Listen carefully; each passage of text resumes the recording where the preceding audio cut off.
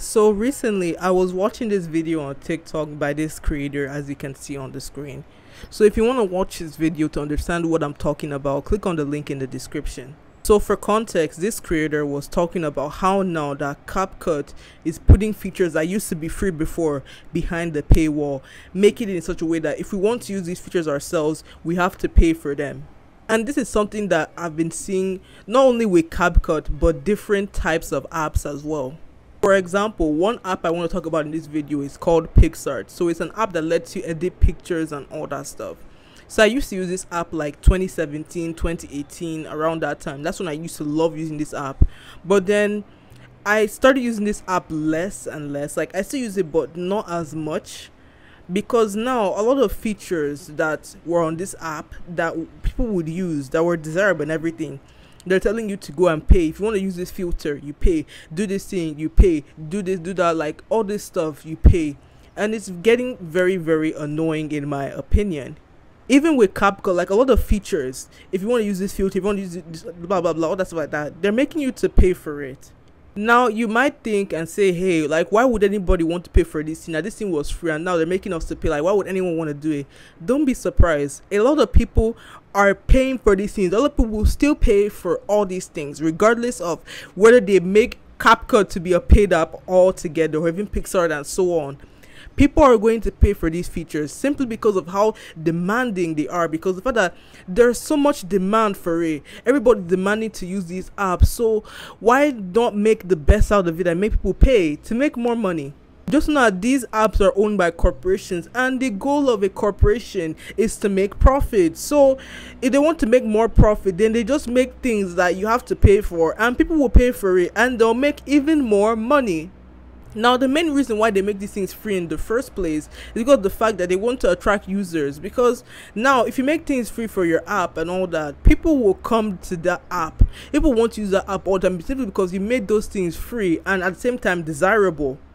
And that free business model, at some point in time, they'll decide, hey, let's not make everything free, let's make people start paying. Like that's how this model works. Like I remember, like where I lived, there was this app that was very popular. Like it was a food delivery app, and the thing that made this app desirable is that they had free delivery. So if you want to order any food at all, there was free delivery, and plus the food was cheap as well. So people were using it.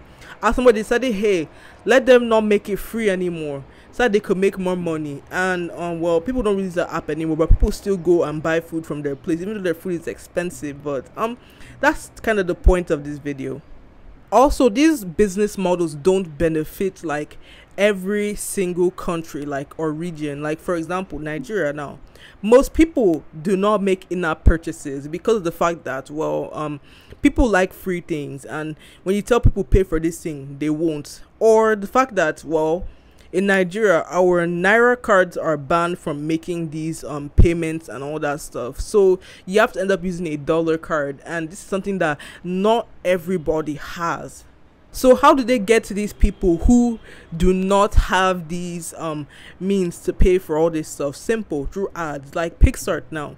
Whenever I open PixArt to do anything, ads will always pop up, and that's the way that they make money, through us who do not have access to all these payment of stuff within their apps.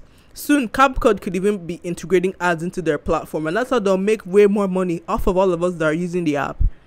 So what can you do if now that you really don't want to pay for any of these things? So it's quite simple actually. If you were to ask me realistically this question, I'll tell you, look for alternative types of apps now.